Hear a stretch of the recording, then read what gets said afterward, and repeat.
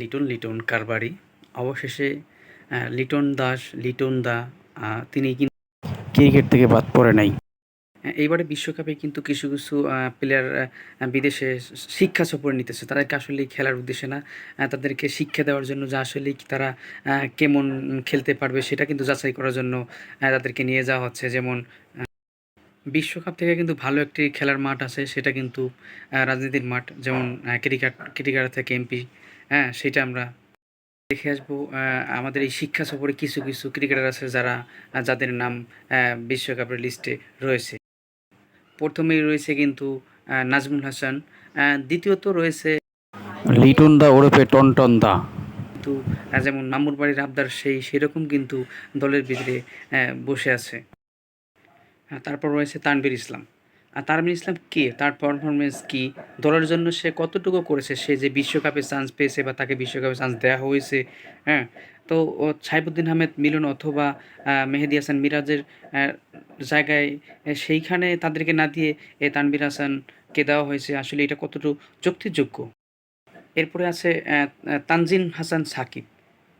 আসলেই আমরা যদি সাইফুদ্দিন আহমেদ মিলনের পারফরমেন্সের সাথে তানজিম হাসান সাকিবের যে পারফরমেন্স ব্যাটিং এবং বোলিংয়ের দিকে যদি আমরা পর্যবেক্ষণ করি, তো সেক্ষেত্রে আমরা দেখব যে বিপিএলে কিন্তু সাইফুদ্দিন আহমেদ মিলন অনেকটা এগিয়ে আছে। আসলে কথা হলো কি, যেমন নতুন পাগলে ভাত পায় না, পুরান পাগলে বিরিয়ানি খায়। আসলে কী পাইছে কি আমরা সেটা বুঝতে চাই। তারপরে রয়েছে তাওহিদ হৃদয়।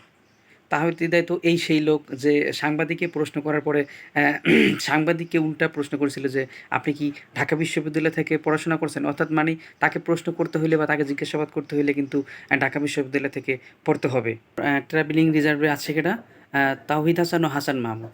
হাসান মাহমুদ আছে, এটা ঠিক আছে, মানা যায়, কিন্তু যে এইখানে কিন্তু সাইফুদ্দিন আহমেদ মিলন অথবা মেহেদী হাসান মিরাজকে কিন্তু এই জায়গাটায় তাদেরকেও অবশ্যই দেওয়া যেত। আসলে তারা কি, তারা দলের থেকে এভাবে একবারেই বিপিএল থেকে বাদ দিয়ে দেওয়া, বিশ্বকাপ থেকে বাদ দিয়ে দেওয়া, এটা কেমন? এইভাবে এভাবে কোনো কমিটমেন্ট না রেখে ইচ্ছা মতো দল গঠন করা, যেমন তানজিম হাসান সাকিব কেনা হয়েছে, তাহিদ হাসান কেনা হয়েছে, হ্যাঁ তাদের কেনা হয়েছে, লিটন দাস কেনা হয়েছে।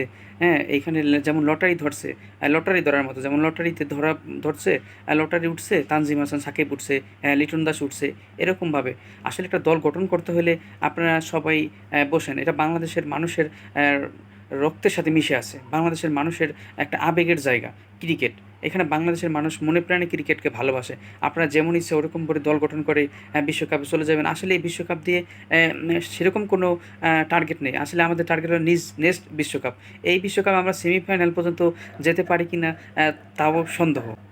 অথচ এই বিশ্বকাপ নিয়ে আপনি বিদেশি যে বড় বড় দলগুলো ছিল, তাদের যে পারফরমেন্স, তাদের কাছে জিজ্ঞাসা করে দেখেন, তারা কিন্তু বলবে যে এই বিশ্বকাপ নিয়ে আমাদের একটি ভালো আশা আছে, বা আমরা ভালো করব, বা আমরা জয়ী হব।